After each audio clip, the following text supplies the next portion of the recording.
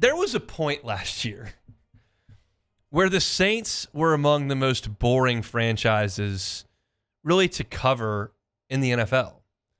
You had an old quarterback who was pretty mediocre. You had an aging roster that was really mediocre. You had what amounted to a lame duck coach who didn't give you much in the way of sound bites. Like, it just wasn't a very interesting operation. But you get into a coaching search, and that's certainly interesting, and the Saints landed Kellen Moore. And now you get to the draft, where I think the Saints may be in position to be the most interesting team in the draft. Why do I say that? Well, odds are coming out now from two different sports books that have the Saints as the favorites to draft Shedeur Sanders, plus 300. And if you're going to draft Shedeur Sanders, you're going to have to do it at 9. Now, we know how the draft works. You consider all of these potential options, but do you really want to buy into everything you hear pre-draft?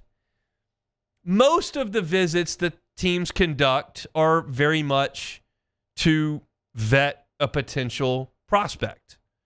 Some of the visits could potentially be a smokescreen. Now you've got Deion Sanders talking about the Saints and their color scheme, and that looks a little like Colorado, and does that work? And you start to sit back, and I'm analyzing this going, okay, well, let me put all these clues together here. And you look at where the Saints are drafting at 9, and it behooves them very much to at least give the appearance that they're in the market for a quarterback. Why? Because here's what comes after the Saints in the draft. The Bears, they got Caleb Williams. The 49ers have got Brock Purdy. The Cowboys have Dak Prescott. Obviously, the Dolphins have Tua Tagovailoa. Anthony Richardson with the Colts. Michael Penix with the Falcons. Kyler Murray with the Cardinals. I'm already back to 16 by now. Then you've got the Bengals with Burrow. You've got the Seahawks who have Darnold. You've got Baker Mayfield at the Bucs. Now I'm at 19. At 20, you've got Bo Nix with the Broncos. 21, 12 picks later, the Steelers sit there, and they very much could be in the market for a quarterback. But that's 12 picks after the Saints. So you've got to give the appearances that you're in the market for a quarterback, because somebody may have to come in front of you. And if they do, to draft a quarterback that you don't want, great. You've got somebody that falls to you that would have been picked earlier, but teams are rushing to the front to quarterback. We know how franchises panic about quarterbacks, and they'll go up and do crazy things. And the Saints need to give that appearance. Now, they may want to draft Shedeur Sanders at 9, and that I'll talk about here in a second. But the trade aspect of this thing is so attractive. If the Saints could just pull off a trade to move back a little bit, it would finally answer the question we've been asking for 3 years, like, are they willing to do something different? And I can only call it like I see it from right here and go, I doubt it. I doubt they would do that. But if the Saints do draft Shedeur Sanders, what does that mean? Well, to the original point, it's really interesting because you bring a dynamic talent in like that at quarterback. That's fascinating. And I'm not going to sit here, at least not today, 3 weeks out from the draft, and give you my complete analysis of Shedeur Sanders, the quarterback. Why am I not going to do that? Because NFL scouting departments can't even get this position right. I'm certainly not going to dive into that at this point in the calendar. The Saints draft him, I'll go do a little bit more legwork on that. But it's the biggest crapshoot in American sports is drafting quarterbacks. So I'm not going to give you a whole dissertation on that today. But I will tell you that I think the Saints, let me put it two ways. One, if you get it right and you draft him, you've set your franchise up for 15 years. And that's ideal. You want to be in the position right now that Kansas City and Buffalo and Cincinnati and, go to the NFC and Jalen Hurts. You want to be in that position where, you got your guy, now let's do everything else. And until you get your guy, it doesn't really matter. So if you hit, that's the greatest thing you can do in NFL football. But most of the time you don't hit.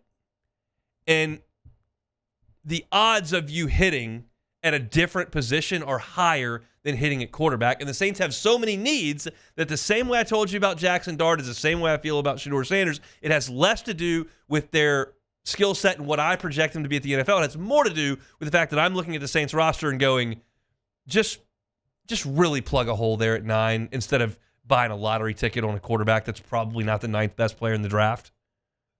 And that's how I feel about Shedeur Sanders, the same way I feel about Jackson Dart.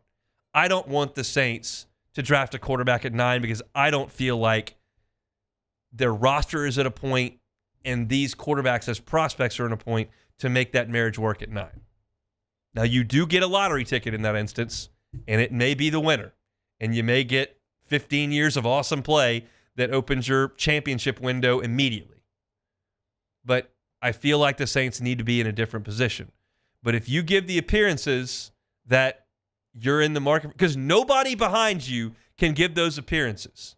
You can. So you can force some teams to come up, whether that's to your spot or in front of you. And if they do, you're at least going to bump 1 or 2 prospects back into your lap at 9.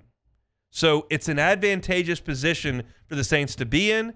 The question is, are they playing smoke and mirrors to try to facilitate that, and the betting markets are reflecting that? Or are they really, really serious about making this happen? We know that they're talking to Shedeur Sanders. We know that they went and chatted with Cam Ward. We know that they've talked to Quinn Ewers. We know that they've talked to Kyle McCord. We know that they have shown some interest in Jalen Milroe, so they've got everything out there.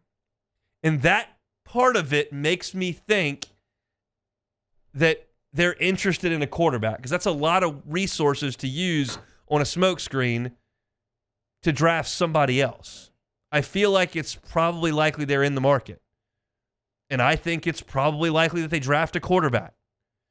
I just can't quite bring myself to get on board with the fact that that may be a quarterback at 9. The betting markets say there's as good a chance as anybody.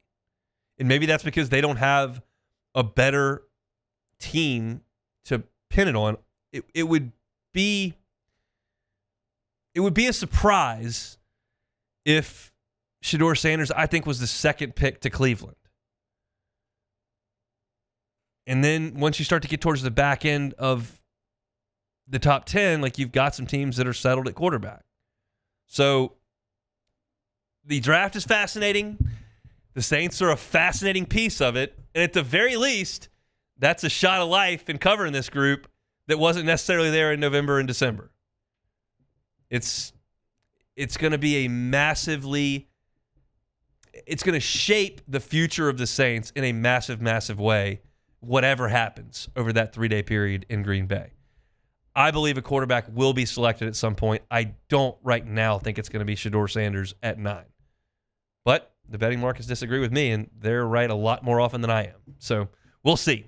That's our look at the New Orleans Saints here on this Monday. If you're looking for Saints coverage, you can always find it at Hunt on Saints. Also, Ross Jackson doing a phenomenal job over at LouisianaSports.net. Got mock drafts coming out. Got 5 different prospects of the Saints could take it number 9. That's all up on the site and free at LouisianaSports.net. Hey, it's Hunt. Thanks for watching Hunt on Saints. Before you leave, help us out a little bit. Hit that like button, leave your comments in the section below, and hit that subscribe button so you get all our content right here from Hunt on Saints. We'll see you next time.